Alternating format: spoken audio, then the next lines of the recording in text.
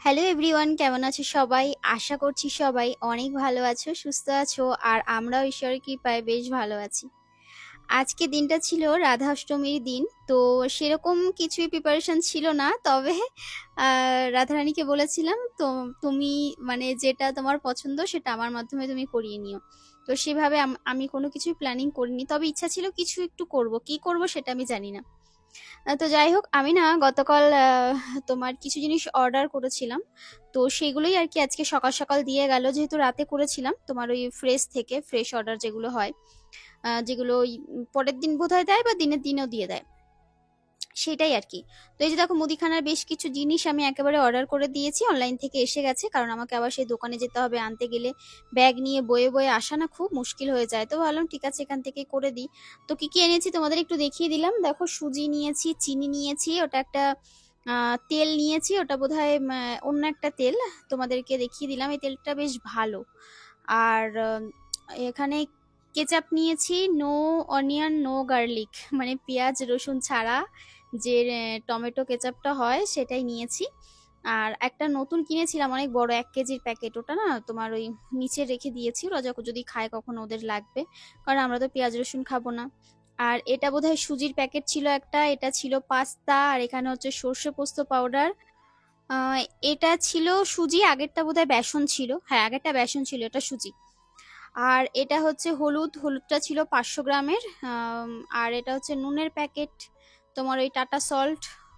দুটো অর্ডার করেছিলাম, কারণ নুন তো একটু বেশিই লাগে রান্না করার জন্য। আর এই দুটো করেছি আমি তোমার ডাল, মুগ ডাল।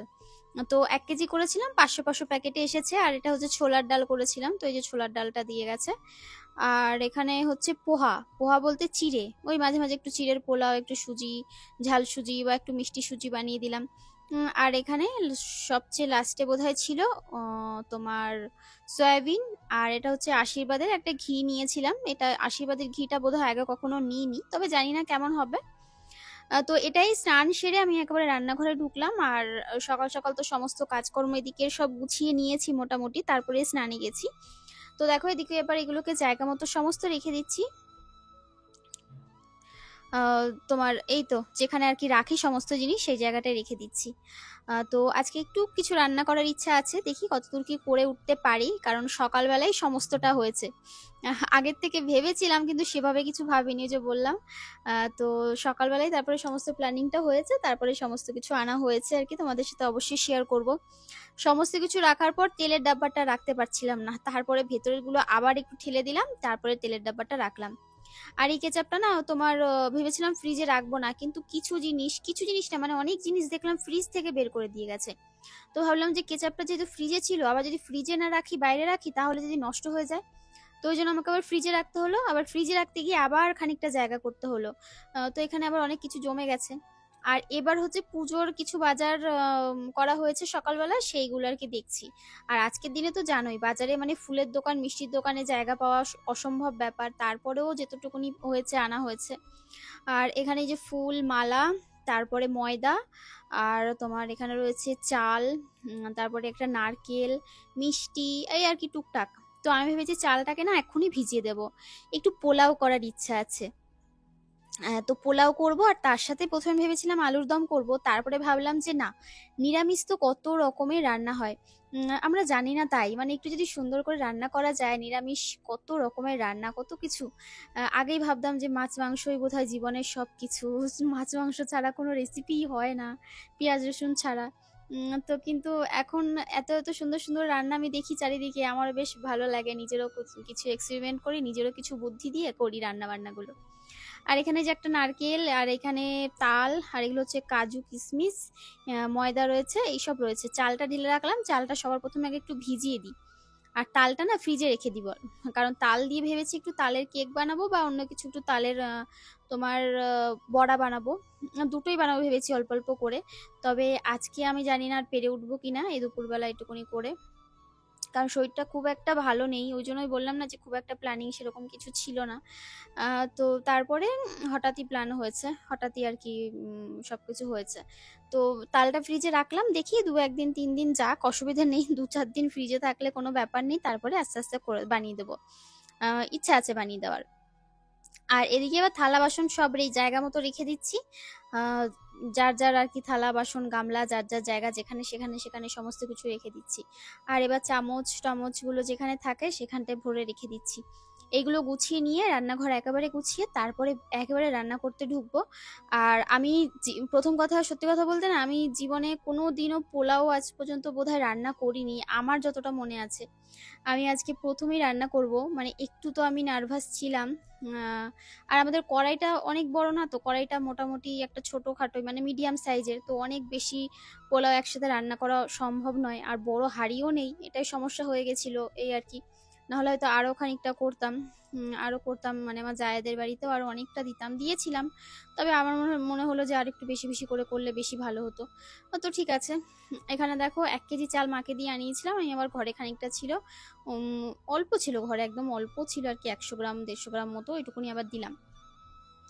আর এই যে চালটা সবার প্রথমে ভালো করে ধুয়ে নিলাম। পোলাও রান্না তোমরা সবাই জানো, তবে আমিই হয়তো এই প্রথম যে এইভাবে তোমাদেরকে দেখাচ্ছি বা মানে এইভাবে করছি আর কি, বানাচ্ছি প্রথম আর কি। অনেকদিন পর বানাচ্ছি এত কিছু রান্না করার পর পোলাও সবার শেষে। তো ঠিক আছে, আজকে বেশ শিখে যাব, এটাই হচ্ছে বড় কথা। তবে আমি জানতাম না, মাকে বলছিলাম যে জানি না খিচুড়ি হয়ে যাবে কি না। তারপরে মনে মনে ভাবলাম যে না, রাধারানীর কৃপায় সব ঠিকঠাকই হবে, তিনি যেমন চাইবেন তেমনই হবে, তিনি যদি চান খিচুড়ি খাবেন তাহলে খিচুড়ি হবে। আর এদিকে দেখো চালটা একটা কাপড়ের ওপর তারপর তোয়ালি পেতে এখানটা দিয়ে দিয়েছি যাতে ঝরঝরে হয়ে যায়। চালটা ভালো করে 2-3 বার করে ধুয়ে নিলাম। তো এখানটা আবার মেলে দেবো। একটু হাওয়ার তলায় মেললে আরো বেশি ভালো হতো, তবে তোমার হাওয়ার তলায় মেলতে পারলাম না, এইভাবে আর কি একটু ছড়িয়ে ছড়িয়ে দিলাম। তো এই যে গামলাটা ধুয়ে রেখে দিলাম। আর এবার রান্নাটা বসিয়ে দেবো। তো এদিকে দেখো আলু ছেলে নিচ্ছি, আলুটাকে না একটু সেদ্ধ বসিয়ে দেবো ভাবছি। তো আলু আমার লাগবে, কি কাজে লাগবে সেটা তোমাদেরকে আচ্ছা, আলুটা ছাড়ার কারণটা একটু ভালো করে বলে দিই। আলুটা দিয়ে হচ্ছে কোফতা কারি করব ভেবেছি, পনির আনিয়েছি।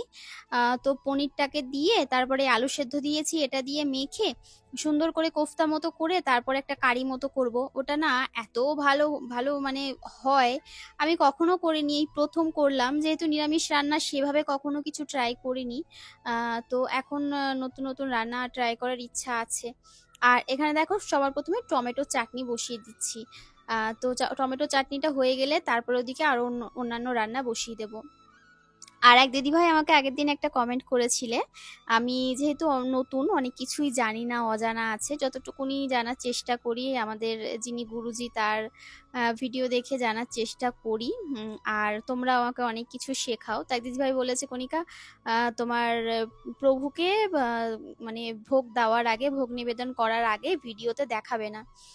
তো দেখো তোমরা কিন্তু ভিডিওটা 1 দিন কি 2 দিন পরে দেখছো, তার আগে কিন্তু আমার প্রভু ভোগ পেয়েও যাচ্ছে, আমরা প্রসাদও পেয়ে যাচ্ছি। তো তারপরে ভিডিওতে দেখালে আমার মনে হয় না কোনো সমস্যা হবে। আমি যদি তখন লাইভ করতাম যে এই দেখো এটা রান্না করছি সেটা রান্না করছি প্রভুকে দেবো, তখন হয়তো সেটা বলতে পারতে। তবে হ্যাঁ, তোমরা যেহেতু ইনস্ট্যান্ট ভিডিওটা দেখছো, মানে তোমরা মনে করছো যে হ্যাঁ আমরা হয়তো এখনই হয়তো কণিকা দিচ্ছে, মানে সেইভাবেই তো একটা ভ্লগ তৈরি হয়। তো এটা এটা ভাবাটাই স্বাভাবিক। তো না, সেরকমটা আমার মনে হয় এইভাবে কোনো অসুবিধা হবে না। তুমি যেটা বলতে চেয়েছো সেটা তো আমি বুঝতে পেরেছি। তবে ওই সম্পর্কে আমার কোনো ধারণা নেই, হয়তো হবে তুমি যেহেতু বলছো। তবে আমি যেহেতু ভিডিওটা 1 দিন 2 দিন পরে পোস্ট করছি, আমার মনে হয় তাহলে কোনো সমস্যা হবে না। আর এদিকে দেখো চালটা না যা যা দেওয়ার দরকার সমস্ত কিছু দিয়ে রেখেছি, তবে আমি একটু আদার রস বা আদা দিতে ভুলে গেছিলাম, ওটা আমি পরে অ্যাড করেছিলাম। আদা ভালো করে ওই ইসে করে গ্রেট করে তারপরে একটু রস বের করে পরে আমি দিয়ে দিয়েছিলাম, সেটা তোমাদের দেখানো হয়নি। আর চিনিটা তো সবার শেষে দিয়েছিলাম। তো দেখো কাজু কিশমিশটা ভেজে নিলাম। আর এবার এই যে গোটা গরম মশলা ফোড়ন দিয়ে তেজপাতা দিয়ে ঘিয়ের মধ্যে তারপরে এবার দিয়ে দিলাম এই চালটা, মানে ওই যে গোবিন্দভোগ চালটা দিয়ে এবার একটু হালকা হালকা না মানে বেশ খানিকক্ষণ ধরে একটু নাড়াচাড়া নাড়াচাড়া করব। করে এবার এর মধ্যে পরিমাণ মতো জল দিতে হবে, মানে যতটা চাল তার ডবল হচ্ছে, যতটা চাল তার ডবল হচ্ছে জল দিতে হবে। আমি যতটুকুনি জানি, ভুল হলে তোমরা জানিয়ে দিও। তবে পোলাওটা না খুব একটা খারাপ হয়নি, মানে ঝরঝরেই হয়েছিল মোটামুটি। প্রথমে ভেবেছিলাম সাদা পোলাও করব, তারপরে ভাবলাম যে কখনো তো করিনি, তাহলে এই বাসন্তী এই পোলাওটাই করি। তবে আমার কালারটা আরেকটু বেশি হলে বেশি ভালো লাগতো, একটু মনে হয়েছিল যে কালারটা কম কম হয়েছে। তবে ঠিক আছে, খুব একটা অসুবিধা হয়নি। আর এখানে দেখো এটা আবার কাঁচা লঙ্কা দিয়ে দিলাম আমি 3খানা গোটা। আর এবার এই টমেটো চাটনিটা প্রায় টমেটোগুলো সেদ্ধ হয়ে গেছে। এবার আমি যেটা করলাম, হাতা দিয়ে না একটু ভালো করে ঘেটে দিলাম। তো দেখো, নুন কিন্তু আগে একবার দিয়েছি, তবে আমার মনে নেই, পরে ভিডিওতে দেখছি আবার আমি নুন দিয়েছি। তো এবার দিয়ে দিলাম পরিমাণ মতো চিনি। চিনি একটু কম হয়েছিল, পরে আবার আর 1 চামচ 2 চামচ অ্যাড করেছিলাম। আর ওদিকে তোমার কি দিলাম, কাজু কিশমিশ দিয়ে চাটনিটা কমপ্লিট করলাম, নামিয়ে নিলাম। আর এবার দেখো, যে আলুটা সেদ্ধ করে রেখেছিলাম, সেই আলুটা কিন্তু আমি এখানে একটুখানি ওই ইসে করে নিয়েছি, কি বলে, হাত দিয়ে ইসে করে নিয়েছি আলুটাকে। আর এবার এখানে কি করছি বলো তো, পনিরটাকে ভালো করে গ্রেট করে নিচ্ছি, তোমার এই ঘষে নিচ্ছি পনিরটাকে, একদম যাতে মিহি হয়, আলুর সাথে আমি মিক্স করতে পারি ভালো করে। আর এদিকে এবার পোলাওটা হয়ে গেছে, তো এবার দিয়ে দিচ্ছি, একটু চিনি দিলাম এর মধ্যে, আর এবার একটু ঘি দিলাম, আর এবার দিলাম হচ্ছে কাজু কিশমিশ যেটা ভেজে রেখেছিলাম সেটা দিয়ে এবার একটু ভালো করে মিক্স করে দিচ্ছি। আর এবার আমি একদম গ্যাসটা সিমে করে দিয়ে, ঢাকা দিয়ে একদম সিমে ধিমে আছে এটাকে হতে দেবো আরো বেশ খানিকক্ষণ, যাতে একদম যেটুকুনি জল টল আছে সব টেনে যায়। আর পোলাওটা যখন নামাবো তখন কিন্তু ঝরঝরে হয়েছিল, মানে ঝরঝরে হয় সেইভাবেই নামাবো। আর এদিকে আমি আর একটা তরকারি করব, সেটা হচ্ছে বেগুন। এটা আচারি বেগুন বলতে পারো, দই বেগুন বলতে পারো, বেগুন বাহার, যা খুশি, তেল বেগুন, মানে নতুন কিছু একটা বলতে পারো। দইয়ের মধ্যে বেশ কয়েক রকম গুঁড়ো মশলা দিয়ে দইটাকে একটু জল দিয়ে, মানে ফেটিয়ে জল দিয়ে গুলিয়ে রাখলাম। আর এদিকে দেখো, পোলাওটা হয়ে গেছে, এখন যেহেতু গরম আছে তো এখন এটাকে এমনি ছেড়ে দেবো, হয়ে গেছে কমপ্লিট। পরে যখন বাড়বো তখন তোমাদের দেখাবো বা পরে দেখিয়ে দেবো। তো ওই জন্য এটা আর কি রেডি করে রেখে দিলাম, এবার কড়াই শুদ্ধই নামিয়ে রাখবো। আর এদিকে দেখো, বেগুন ভেজে নিয়েছি আমি, বেগুনগুলোকে একটু উল্টে পাল্টে একটু সুন্দর করে মিডিয়াম একটু লালচে বাদামি করে ভেজে নিলাম। আর এবার বেগুনগুলোকে তুলে নেব। প্রথমে ভেবেছিলাম বেগুন ভাজাই করব, তারপরে ভাবলাম পোলাওয়ের সাথে বেগুন ভাজা, তাহলে বেগুন দিয়ে একটা কিছু অন্যরকম কিছু করি, তো ওই জন্য সেটাই করব বলে আর কি ওয়েট করছিলাম। বেগুনটা ভাজা হয়ে গেছে, এবার এর মধ্যে দিলাম একটু তেজপাতা আর একটু হলুদ দিলাম, যাতে তেলটা ছিটে না আসে গায়ে। এবার এর মধ্যে দেব আমি, কি দিয়েছিলাম, জিরে ফোড়ন দিয়েছিলাম বোধহয় একটু, কারণ ফোড়নের মধ্যে জিরেই ছিল শুধু, একটু গোটা গরম মশলা দিলাম আর অল্প একটু জিরে দিলাম, একদম সামান্য একটু জিরে দিয়ে এবার দিয়ে দিলাম ওই যে মশলাটা গুলে রেখেছিলাম সেইটা, ব্যাস আর কিচ্ছু না।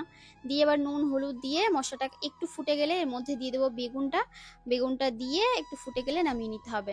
আর এটাও কিন্তু খুব ভালো হয় রেসিপিটা, তোমার নিরামিষের দিন এটাও করতে পারো, চাইলে আরো কিছু তোমাদের পছন্দ মতো অ্যাড করতে পারো। আর এবার নামাবো, নামানোর আগে এর মধ্যে দেবো একটু কাসুরি মেথি, এই কাসুরি মেথিটা দিলে যে এত ভালো লাগে এটা খেতে। তো একটু তেল তেল করতে হবে, যেহেতু বেগুনটা ভাজা হলে একটু তেল থাকেই, পরে যখন ঝোল করবে ওই তেলটা বেরিয়েই যায়, তো ওই জন্য আর কি এটা বেশ ভালো লাগে খেতে।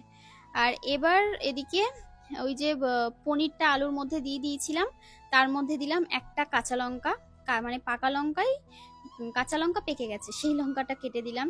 এবার দিলাম বেশ খানিকটা ধনেপাতা। আর এবার এর মধ্যে দিয়ে দিলাম হলুদ। তোমরা না যখন এটা গুল করবে তখন একটু ময়দা বা একটু কর্নফ্লাওয়ার এর মধ্যে অ্যাড করবে, 2-3 চামচ মতো।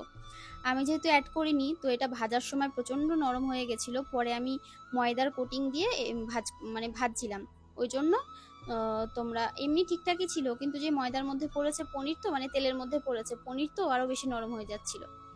তো যখন এইভাবে মিক্স করবে তখন একটু কর্নফ্লাওয়ার অ্যাড করে দিতে পারো, তাহলে কিন্তু বেশ মানে ব্যাপারটা টাইট হবে জিনিসটা আর কি, ভাঙবে না। তোমার সেটা মিক্স করাটা ভালো হবে। আর এবার এভাবে গোল গোল করে যেরকম কোফতা করে সেইভাবে করে নিচ্ছি, সেভাবে করে নিচ্ছি আর কি। তোমরা তো মানে আমরা তো সবাই পোলাওয়ের সাথে অন্যান্য জিনিস খাই, মানে যে যার পছন্দ মতো জিনিস, আমি আর সেগুলোর নাম করছি না। আর পনিরও খাই, পনিরের অনেক রকম সবজিও খাই। তো তোমরা কিন্তু চাইলে এটা করতেই পারো, এটা কিন্তু ভীষণ সুন্দর হয়, আর যাকে করে খাওয়াবে তার কাছে কিন্তু প্রশংসা পাবে, এইটুকুনি বলতে পারি। আর ওটা না আমি মেখে গোল গোল করে রাখলাম সাইড করে। এদিকে তেল বসিয়েছি কড়াইতে, ভাবলাম যে এই তেলের মধ্যে পাঁপড়টাকে ভেজে নিই, তারপরে একদম শেষে তরকারিটা করব, হয়ে যাবে। আর এমনি তো সবই মোটামুটি হয়ে গেছে, পোলাও করেছি, তোমার ওই বেগুনের ওই সবজিটা করেছি, মানে বেগুন বাহার যেটা বলে ওটা করেছি, আর এদিকে পাঁপড় ভাজা, চাটনি, আর হচ্ছে কোফতা কারি, ব্যাস। আর ছিল মিষ্টি, 5 রকমের মিষ্টি, এই আর কি। আর এদিকে দেখো পাঁপড়গুলোকে ভালো করে ভেজে নিচ্ছি। বড় পাঁপড় ছিল, সেই বড় যে প্যাকেটের পাঁপড় হয় সেই পাঁপড়গুলো আমি এবার এপাশ ওপাশ করে উল্টে পাল্টে একদম লাল লাল করে ভেজে নিচ্ছি। একটুখানি সুন্দর করে না ভাজলে না পাঁপড়গুলো কেমন যেন একটু পরে সে মনে হয় কি ভাজা হয়নি, তেল থেকে শুধু চুবিয়ে নিয়ে চলে এসেছে এরকম মনে হয়। একটু হালকা ব্রাউন করে ভেজে নিচ্ছি। ওই যে এই কালারটা যতক্ষণ না আসছে ততক্ষণ আর কি এটা ভেজে নেবো। তো পাঁপড় সব ভাজা হয়ে গেছে। আর এবার আমি পনিরগুলো এক এক করে সুন্দর করে এপাশ ওপাশ উল্টে পাল্টে এই বলগুলোকে ভেজে নেব। আর এই দেখো, যাদের একটু ধরো কর্নফ্লাওয়ার দেওয়ার পরও যদি দেখতে পাচ্ছ যে বলগুলো তোমার ভেঙে যাচ্ছে, একটু নরম নরম লাগছে, তখন কি করবে বলো তো? এই যে আমার মতো এই প্রসেসটা অ্যাপ্লাই করবে। ময়দা, একদম গুঁড়ো ময়দা নেবে, গুঁড়ো ময়দার মধ্যে ওই বলটাকে দিয়ে এপাশ ওপাশ দিয়ে ভালো করে ভরিয়ে, চারপাশে ভরিয়ে একটু ময়দাটা ঝেড়ে নিয়ে তারপরে তেলের মধ্যে দিয়ে দেবে। তাহলে দেখবে আর একদম ভেঙেও যাবে না, আর উল্টাতে পাল্টাতেও কোনো সমস্যা হবে না। তেলের মধ্যে ময়দা দিলে তো তাড়াতাড়ি করে উল্টানো যায়, লেগে মানে কামড়েও ধরবে না। অনেক কড়াই আছে যেমন কামড়ে ধরে, আমার এই কড়াইটাই যেমন একটু কামড়ে ধরে, যেটাই ভাজছি। তো ময়দার কোটিংটা দেওয়ার পর, মানে গুঁড়ো ময়দাটা দেওয়ার পর কিন্তু কিছুই হয়নি। তো চলো এবার বন্ধুরা এটা ভেজে নিই। এটা ঝটপট করে ভেজে নিলে তারপরে এই কারিটা করলেই মোটামুটি আমার রান্নাটা এদিকে কমপ্লিট হয়ে যাবে। তারপরে গুছিয়ে গেছে, শুধু পুজোটা দেওয়া বাকি, তাহলেই আর কি হয়ে যাবে। এটা ভেজে নেওয়ার পর আমি কিন্তু যেটা করেছিলাম, একটা মশলা বানিয়েছিলাম। তো মশলা বানানোর পর তার মধ্যে একটু ধনেপাতা দিয়ে সমস্ত কিছু দিয়ে ভালো মতো কষিয়েছি বেশ খানিকক্ষণ ধরে। তারপরে এবার এর মধ্যে দিয়ে দিয়েছিলাম জল। তো জলটাও ভালো করে একটুখানি ফুটতে দেব। তো ফুটে ওঠার পর তোমার এর মধ্যে দিয়ে দিচ্ছি, কি দিলাম, একটু চিনি দিলাম বোধহয়, আর নুন হলুদ সমস্ত কিছু তো তোমাদের পরিমাণ মতোই দেবে। আর যেটা ভাজছে সেটা হচ্ছে ওপর দিয়ে ধনেপাতা দিয়েছিলাম, ধনেপাতা দিলে খুব সুন্দর লাগে খেতে। আর নামানোর আগে একটু কাসুরি মেথি তোমরা চাইলেও দিতে পারো, নাও দিতে পারো। তো আমি পরে দেবো কাসুরি মেথি, মানে এখন নামিয়ে দেবো। তো ঝোলটা যখন ফুটবে তখন কিন্তু এইগুলো দেবে না, তাহলে কিন্তু তোমার ভেঙে যাওয়ার চান্স রয়েছে। ঝোলটা নামিয়ে তোমরা কিন্তু এইভাবেই বলগুলো ওপর থেকে দিয়ে দেবে, মানে আমি যেটা করেছি সেটাই দেখালাম। ঝোলটা একটা পাত্রের মধ্যে ঢেলে তার উপর থেকে তোমার এই বলগুলো ঢেলে দিলাম। তারপরে মেশালেও হবে, না মেশালেও কোনো ব্যাপার না। আর এই গ্রেভিটা আরও বিভিন্ন রকমভাবে করা যায়। তোমরা কিন্তু পোস্ত, কাজু বাদাম এইটা দিয়ে একটা গ্রেভি মতো করে তারপরে এই বলগুলো অ্যাড করতে পারো, সেটাও ভালো হয়। ওটা একটু হালকা মিষ্টি মিষ্টি হলে ভালো হয়। আর এই যে ব্যাপারটা, এটা একটু ঝাল ঝাল, একটু হালকা মিষ্টি দিলেও দিতে পারো। তো রান্নাবান্নার দিকে কিন্তু সব রান্নাই কমপ্লিট হয়ে গেছে একদম পুরো। এবার ওপর থেকে একটু কাসুরি মেথি আর তোমার কি দিলাম, ওই ভাজা মশলা, তোমাদেরকে বললামই তো, ভাজা মশলা নয়, একটুখানি অন্য একটা মশলা দিয়েছিলাম। তোমার ওই কি একটা মশলা দিয়েছিলাম, নামটা আমার ঠিক মনে পড়ছে না। তো তোমরা গরম মশলাও দিতে পারো বা যা খুশি দিতে পারো। আর এদিকে এবার আমি এসেছি পুজো দিতে, পুজো দিতে চলে আসলাম। আর এক দিদিভাই বা কে আমাকে কমেন্ট করেছে, আমি দিদিভাই না কে আমি ঠিক জানি না, নামটা আমার ঠিক মনে নেই, যে যে জামা পরে রান্না করবে সেই জামা পরে পুজো দেবে না। তারপরে সেই কমেন্টে আরও একজন দিদিভাই কমেন্ট করেছে যে কণিকা, সব নিয়ম যদি মানতে যাও তাহলে প্রভুকে ডাকার সময়ই পাবে না। রান্না তুমি যেহেতু মানে নিজে স্নান করে রান্নাঘরে রান্না করে সেই খাবারই প্রভুকে দিচ্ছ, মানে সেই প্রভুকে ভোগ দিচ্ছ, তাহলে কোনো সমস্যা নেই। হ্যাঁ, আমারও এটা বক্তব্য যে আমি তো দেখো সকাল থেকে উঠে সমস্ত কাজকর্ম সেরে তারপরে তোমার রান্নাঘরে ঢুকি, স্নান করে রান্নাঘরে ঢুকি, আর তোমার ওই একেবারে রান্না করে তারপরে গিয়ে পুজোটা দিই। তাহলে আমার মনে হয় না, আমি তো প্রভুর জন্য মানে ভগবানের জন্যই তো আমি রান্না করছি, তো আমার মনে হয় না যে কোনো সমস্যা হয় তাতে। তো এটাই আর কি, এটাই আমার নিজস্ব পার্সোনালি আর কি, আমার মনে হয় যে এটাই হওয়া উচিত, বা এটা হওয়া উচিত ঠিকই নয়, আমার মতো তো সব হয় না, তো মানে এটাই আর কি আমার মনে হলো, সেটাই বললাম। আর এই দেখো এবার এই যে সুন্দর করে সাজিয়ে পুজো দিচ্ছি। আর ফুলগুলো না আজকে সব এরকম ঝরিয়ে নিয়েছিলাম, আমার খুব ইচ্ছা করছিল গোপুকে সবাইকে একদম ফুল দিয়ে এইভাবে সুন্দর করে ঢেকে দেওয়ার, মানে ফুল দেওয়ার, সাজানোর আর কি ফুল দিয়ে। তো সেই জন্যই আর কি এরকম করছিলাম। তো এই তো পুজো দেওয়া কমপ্লিট হলো। আর যতক্ষণ না পুজো দেওয়া কমপ্লিট করতে পারছিলাম, মানে মনের মধ্যে কেমন যেন একটা অস্থির ভাব মানে আসছিল। তবে হ্যাঁ, সব কিছু যখন সম্পূর্ণ হয় ভালোভাবে ঈশ্বরের কৃপায়, তিনি যখন সব ভালোভাবে সম্পূর্ণ করেন, তখন মনের মধ্যে একটা আলাদাই শান্তি, একটা আলাদাই তৃপ্তি, মানে এটা বলে ভাষায় বোঝাতে পারবো না। সত্যিই তাই। হ্যাঁ, তো দেখো ঠাকুরের আসনটা কেমন লাগলো অবশ্যই জানিও। আর আমার এই পুজোর ভ্লগটা কেমন লাগলো সেটাও কমেন্ট করে কিন্তু জানিও। তো এই তো পুজো দেওয়া হয়ে গেছে। আর এবার ঠাকুর বেরিয়ে যাব ঘর থেকে এবার, তারপরে ঠাকুর প্রসাদটা নিলে, মানে ভোগটা নিলে আমরা সবাই প্রসাদ নিয়ে নেব। আর মা আমাকে মিষ্টি এনে দিয়েছিল আজকে, আর তার সাথে এই যে ঠাকুরের থালা সুন্দর করে সাজিয়ে দিয়েছিলাম যতটা পেরেছি। আর অনেকে এবার বলবে যে গোপালের বা শ্রীকৃষ্ণের খাবারে তুলসী পাতা দাওনি কেন। তো আগের দিনেই একটা গুরুজির ভিডিও দেখছিলাম, উনিই বলছিল যে একমাত্র চরণে মানে শ্রী চরণে তুলসী পাতা দেবে, খাবারে নয়। তো এই নিয়েও একটা গল্প আছে, সেটাই শুনছিলাম। তো ওই জন্যই কিন্তু আমি কোনো তুলসী পাতা আগে দিতাম, এখন আর দিই না। বন্ধুরা, তো দেখো আমি আজকে ভিডিও মানে কত ভালো কথা আমি এত সুন্দরভাবে বলছি। এমনিতে শরীরটা একটু খারাপ ছিল তো, আর বললাম না যে ঘুম হচ্ছে না ঠিকঠাক করে, তো মানে সমস্ত পুজো টুজো করে রান্না করে ঠাকুর মানে প্রভুকে দিয়ে আমরা প্রসাদ খেয়ে আর তারপরে থালাগুলো রয়েছে এখনও বেসিনে। আমি ভাবলাম কি তাহলে একটুখানি শুই, তাহলে শুয়ে তোমার শুয়ে ভিডিও দেখছিলাম ওই বৃন্দাবনের। তোমার রাধারানীর আজকে তো হ্যাপি বার্থডে ছিল, মানে জন্মদিন ছিল, ঠিক আছে। তো তোমার এই বার্সানার সবাই ওই যে ইসে করছিল, লাইভ হচ্ছিল। তো ওই লাইভটা আমার চোখে পড়লো, মানে যেতে না পারলো। দেখো কীভাবে যে ভিডিওটা এসেছে, লাইভটা এসেছে, এত ভালো লাগছিল, আমি দেখেই যাচ্ছি। লাইভটা এন্ড করে দিয়েছে, আমি আবার উজ্জ্বলকে লিঙ্ক পাঠালাম, ও দেখলো।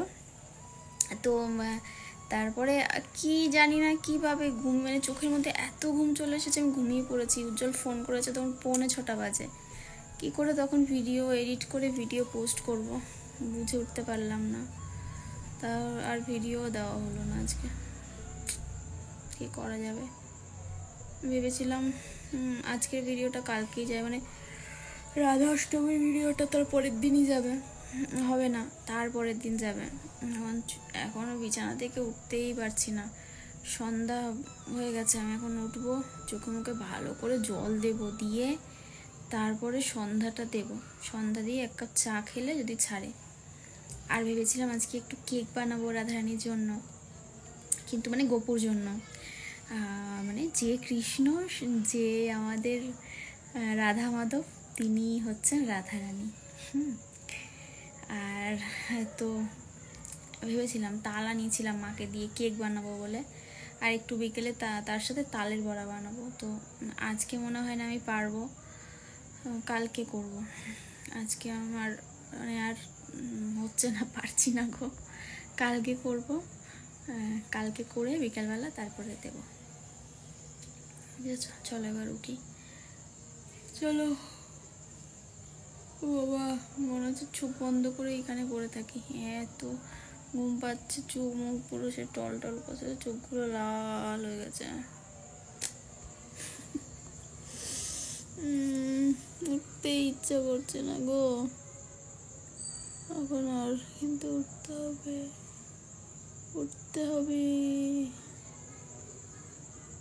তবে ভেবে আবার ঘুমিয়ে পড়ছি। চলো উঠে সন্ধ্যাটা দিই, তারপরে বাসন মাজতে হবে কটা, চা বসিয়ে দিয়ে চা খাবো। আর ওদিকে আর কি করব, রাতের আবার রান্না আছে, কি রান্না করা যায়।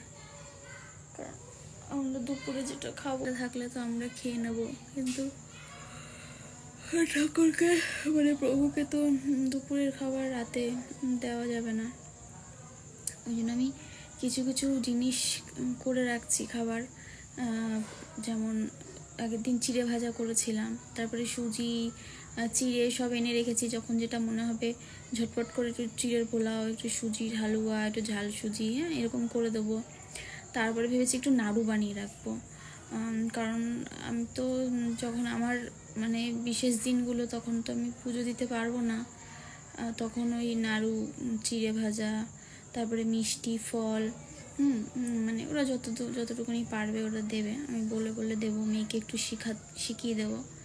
ও করে, ভাইকে উঠিয়ে দেয়, বসিয়ে দেয়, একটু সাজিয়ে দেয়, সকালবেলা এসে ফ্রেশ করিয়ে দেয়, এগুলো করে। আস্তে আস্তে শিখে যাবে, চেষ্টা করবো শেখানোর। আসলে সত্যি কথা বলতে কি বলো তো, আমি কালকে আমার মা কালকে আমাকে ফোন করেছিল, বলছিল যে তুই কি এগুলো পারবি, বরের সেবা, প্রভুর সেবা, রাজ্যের কাজ, সংসারে। আমি বললাম কি দেখো মা, পারবি করবে না, কারণ যদি আশীর্বাদ মাথার উপরে থাকে সব সম্ভব। আর আমার বিশ্বাস আমি পারবো, অবশ্যই পারবো, কেন পারবো না। বলছে না, আমি বললাম আমার এখন এটা আফসোস হয়। বলছে বিরিয়ানি টিরিয়ানি খাস না, মাছ মাংস ছেড়ে দিয়েছিস। আমি বললাম, বলছে আরও একটু বয়স হলে ছাড়তে পারতিস। আমি বললাম দেখো, আমরা কতদিন বাঁচবো আমরা নিজেরাও জানি না। আজকে যদি ভগবানের নাম করি, তার মধ্যে নিজেকে, তার নামের সাথে নিজেকে উৎসর্গ করে না দিই, বিলিয়ে না দিই, তার চরণে যদি নিজেকে না দিয়ে দিই, তাহলে কতদিন বাঁচবো জানি না। হয়তো দেখা গেল সময় চলে আসলো, প্রভুর নাম আর হলো না। কিন্তু এই জ্ঞানটা আরও ছোটোবেলায় কেন হলো না? তোমরা কেন সেই জ্ঞানগুলো আমাদের ছোটোবেলায় দাওনি? বলছে তখন তো আর অত ইসে ছিল না আমাদের। আমি বললাম হ্যাঁ, যার যখন সময় হবে, কৃপা হবে, তার সেই সময়ই হবে, তার আগে কিন্তু কৃপা লাভ হবে না। তাই আমি বললাম জানো তো, আমি অনেক ভিডিও দেখি, আমার ফোন স্ক্রল করলে শুধু বৃন্দাবন আর রাধারানীর ভিডিও ছাড়া আর কিচ্ছু পাবে না। সারাদিন এই ভিডিও, তো গুরুজির ভিডিও।